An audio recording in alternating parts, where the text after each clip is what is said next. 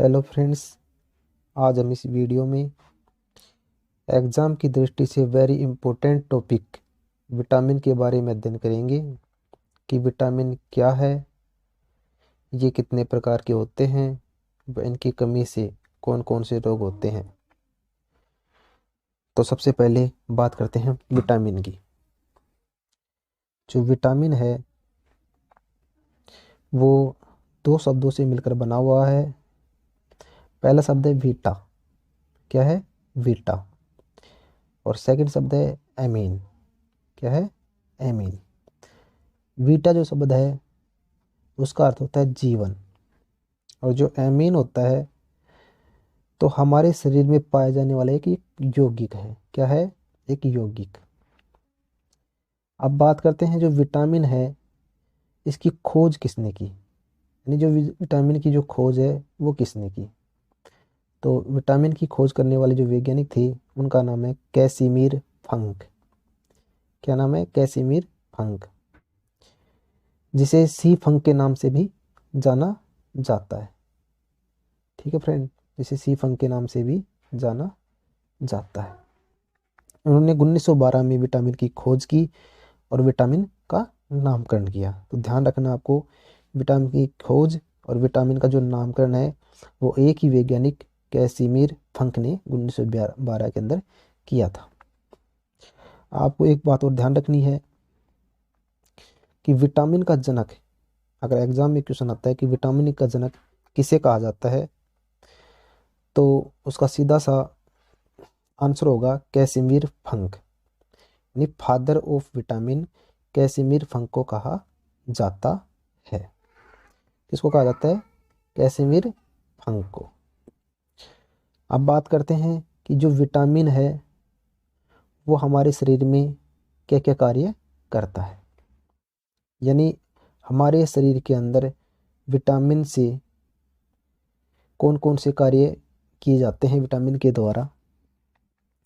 तो शरीर की उपापचय क्रियाओं यानी मेटाबॉलिज्म एक्टिविटीज का नियंत्रण एवं रोगों से हमारे शरीर की रक्षा, यानी विभिन्न प्रकार के रोगों से हमारे शरीर की रक्षा विटामिन करते हैं, और शरीर की उपापचय क्रियाओं का नियंत्रण भी विटामिन के द्वारा किया जाता है।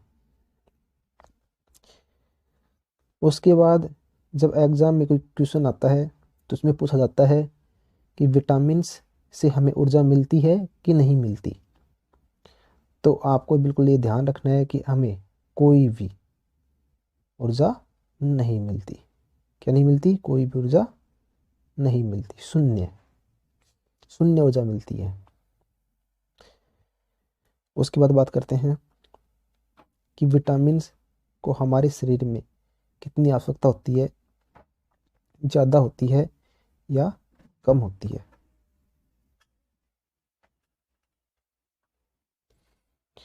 तो विटामिन है उसकी हमारे शरीर में सूक्ष्म मात्रा में आवश्यकता होती है, यानी विटामिन की कमी से हमारे शरीर में विभिन्न प्रकार के रोग हो जाते हैं। तो विटामिन हमारे शरीर में केवल सूक्ष्म मात्रा में ही आवश्यकता होती है। अब बात करते हैं विटामिन के प्रकार। जो विटामिन है वो कितने प्रकार के होते हैं। तो विटामिन की जो टाइप है वो दो, यानी विटामिन दो प्रकार के होते हैं। किस प्रकार? तो पहले बात करते हैं जल में घुलनशील। जल का मतलब H2O, यानी पानी में घुलनशील विटामिन के बारे में। कौन कौन से विटामिन जो पानी में घुलते हैं, कौन कौन से विटामिन जो पानी में नहीं घुलते लेकिन किस में घुलते हैं? फैट, फैटी फैट, फैट यानी वसा, वसा के अंदर घुलते हैं। तो पानी में घुलने वाले दो विटामिन हैं, विटामिन बी और विटामिन सी। विटामिन बी और विटामिन सी, तो आपको ध्यान रखना है, एग्जाम में सीधा क्वेश्चन आता है कि पानी यानी जल में घुलनशील विटामिन कौन कौन से हैं। तो विटामिन बी और सी। इसके अलावा हम बात करते हैं वसा में घुलनशील विटामिन कौन कौन से हैं। तो वसा के अंदर यानी फैट के अंदर जो घुलने वाली जो विटामिन है, vitamin A, vitamin D, vitamin E और विटामिन के। तो ए, डी, ई और के, ये सारे किसके अंदर घुलते हैं? वसा के अंदर घुलते हैं। किसके अंदर घुलते हैं? वसा के अंदर घुलते हैं। अब हम इसके बाद जो विटामिन है उनका एक एक का अध्ययन करेंगे कि कौन सा विटामिन क्या है, खोज किसने की, उनका रासायनिक नाम क्या है, कमी से कौन कौन से रोग होते हैं, उनके बारे में। तो सबसे पहले हम बात करते हैं विटामिन ए के बारे में। विटामिन ए के बारे में, किसके बारे में? विटामिन ए के बारे में। विटामिन ए की खोज मैकुलम नामक वैज्ञानिक ने की थी। और विटामिन जो ए है उसका जो रासायनिक नाम है, जो केमिकल जो नेम है वो है रेटिनोल। क्या है? रेटिनोल। ये विटामिन ए का रासायनिक नाम है।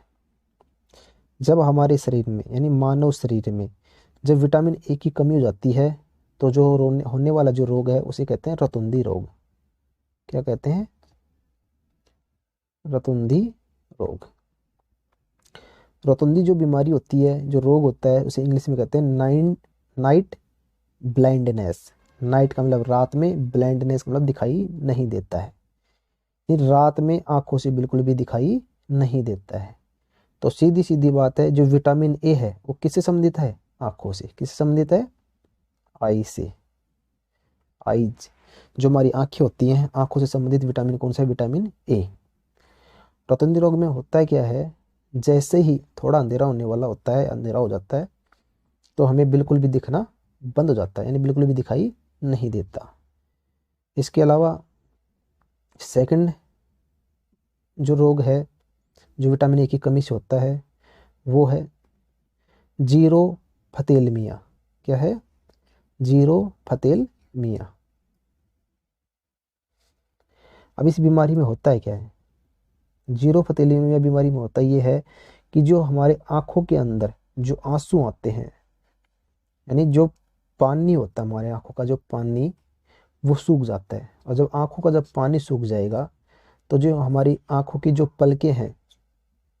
पलकें हैं वो बिल्कुल भी झपक नहीं पाएंगी।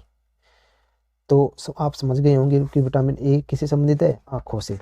तो विटामिन ए की कमी से कौन कौन से रोग होते हैं? रतौंधी और जीरो फतेलमिया रोग होते हैं। अब हम इस बीमारी से ना जूझें, यानी हमें ये बीमारी ना हो, इसके लिए हमारे शरीर में विटामिन ए की पूर्ति के लिए हमें क्या क्या यूज करना पड़ेगा, क्या क्या खाना पड़ेगा। तो सबसे पहले बात करते हैं गाजर की। जैसे ही हमारी आंखों से संबंधित हमारी आंखों का ध्यान आता है तो हम सीधे एक बात हमें याद आती है, गाजर। क्योंकि गाजर ए में विटामिन ए भरपूर मात्रा में पाया जाता है। उसके अलावा पपीता, कोड लीवर ऑयल, यानी ये जो मछली आती है उसके लीवर का ऑयल। अंडे, गोल्डन राइस, जो गोल्डन राइस आता है उसके अंदर विटामिन ए भरपूर मात्रा में पाया जाता है। इसके अलावा फ्रेंड्स आपको ध्यान रखना है, एग्जाम में आया हुआ क्वेश्चन है कि आम में कौन सा विटामिन पाया जाता है, तो आम में भी विटामिन ए पाया जाता है। तो फ्रेंड्स इसके बाद हम बात करते हैं नेक्स्ट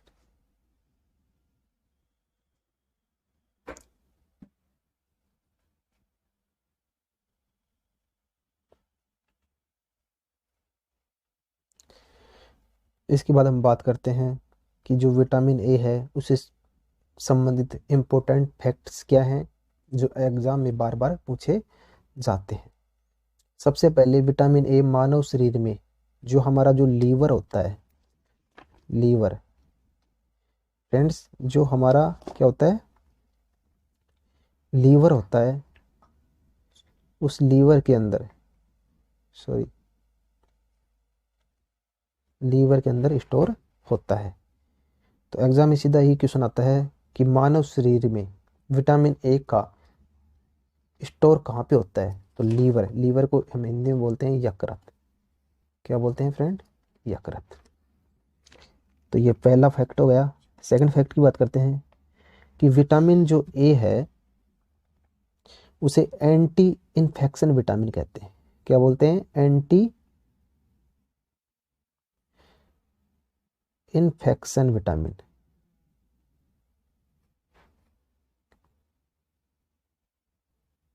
क्या बोलते हैं friends? Anti infection vitamin.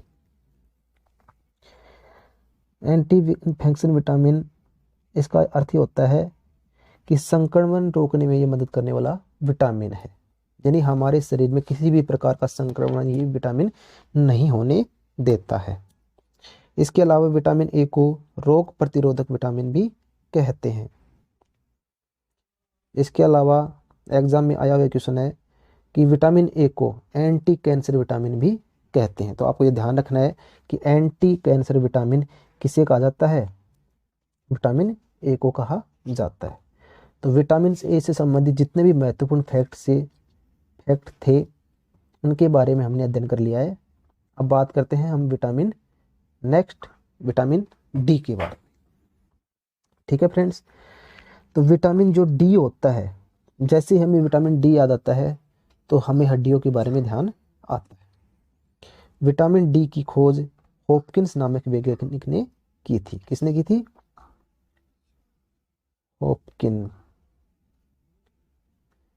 Hopkins नामक वैज्ञानिक ने की थी। तो विटामिन डी की खोज हॉपकिंस नामक वैज्ञानिक की थी। इनका रासायनिक नाम, विटामिन डी का जो रासायनिक नाम यानी केमिकल नेम है वह कैल्सीफेरोल। क्या है? कैल्सीफेरोल। कैल्सीफेरोल शब्द में जो स्टार्टिंग में जो वर्ड जुड़ा हुआ है कैल्सी, यानी कैल्शियम जुड़ा हुआ है। तो विटामिन डी, कैल्शियम, हड्डियां, ये सारे एक ही जगह जाके ज्वाइंट हो रहे हैं। जब विटामिन डी की हमारे शरीर में कमी हो जाती है तो कौन सा रोग होता है? तो जो बच्चे होते हैं, बच्चों के अंदर जो होने वाला जो रोग है वो रोग है रिकेटस रोग। कौन सा रोग है? रिकेटस रोग, यानी सूखा रोग। और जो बड़े होते हैं, जो वयस्क होते हैं, जो एडल्ट होते हैं, उनके अंदर विटामिन डी की कमी से जो रोग होता है वो होता है ओस्टियोमलेशिया। तो फ्रेंड्स आपको ध्यान करना है, ओस्टियोमलेशिया। रिकेटस रोग होता है क्या है? इसमें बच्चों में जो हड्डियां होती हैं वो कमज़ोर हो जाती हैं और टेढ़ी मेढ़ी हो जाती हैं। जोड़ों में दर्द होता है, मांसपेशियां कमज़ोर हो जाती हैं, चोट लगने पर हड्डियां टूट जाती हैं, क्षणभंगुर हो जाती हैं, आपस में मिल जाती हैं। ठीक है फ्रेंड्स, तो रिकेटस आपको याद करना है। उसके बाद सेकंड जो रोग है ओस्टोमलेशिया, कई बार एग्जाम में ये भी पूछ लेता है, तो आपको ये भी ध्यान रखना है। वयस्कों में हड्डियां कमज़ोर हो जाती हैं, तो ये भी विटामिन डी की कमी से होने वाला रोग है। फ्रेंड्स आपको एक नोट याद करना है, जो हमारी जो आंत है, आंतों से कैल्शियम और फास्फेट के अवशोषण के लिए विटामिन डी आवश्यक है। होता क्या है, हम जो भी खाते हैं, जो भी खाद्य पदार्थ हम खाते हैं, उनका जब पाचन होता है तो जो हमारी छोटी आंत है, छोटी आंत की जो आंतरिक जो दीवारें होती हैं, उन दीवारों में कुछ रक्त वाहिकाएं पाई जाती हैं। ये रक्त वाहिकाएं वहाँ से जो भी हमारा जो भोज्य पदार्थ है उसमें से जितने भी जो आवश्यक तत्व होते हैं उनका अवशोषण उन रक्त वाहिकाओं के द्वारा किया जाता है।